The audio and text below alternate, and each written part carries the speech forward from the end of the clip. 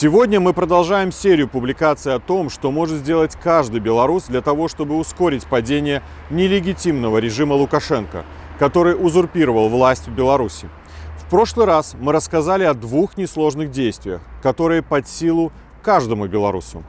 Присоединиться к плану «Перамога» и распространять достоверную информацию о ситуации в стране среди своих знакомых и близких, так как в условиях массовых репрессий белорусских СМИ получение реальной информации стало крайне затруднено. Первое и, пожалуй, самое важное действие для перемен в нашей стране, о котором хотелось бы вспомнить сегодня, это подготовка к общенациональной забастовке. Это процесс, который требует кропотливой проработки, учитывая ошибки, допущенные в прошлом году.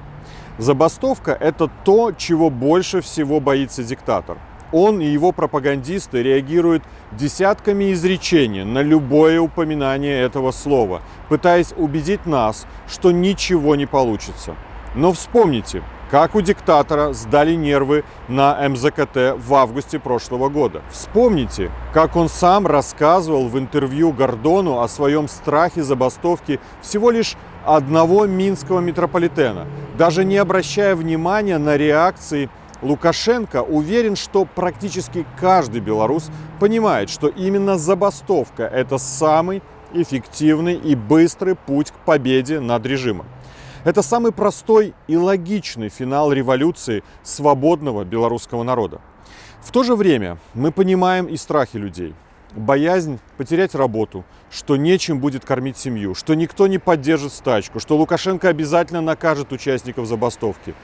Это те страхи, которые подпитывает своими репрессивными действиями режим. На самом же деле все обстоит с точностью да наоборот. Именно Лукашенко является той костью в горле белорусской экономики, благодаря которой вы будете получать все меньше дохода и попадать под сокращение.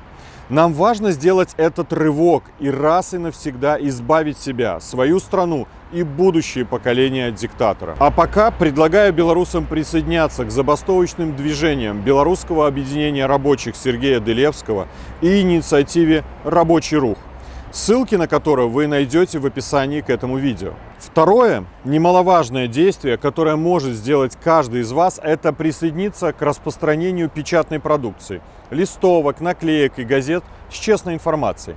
Для этого присоединяйтесь к инициативам «Байпросвет» и сообществу «Листовки 97» в Телеграме.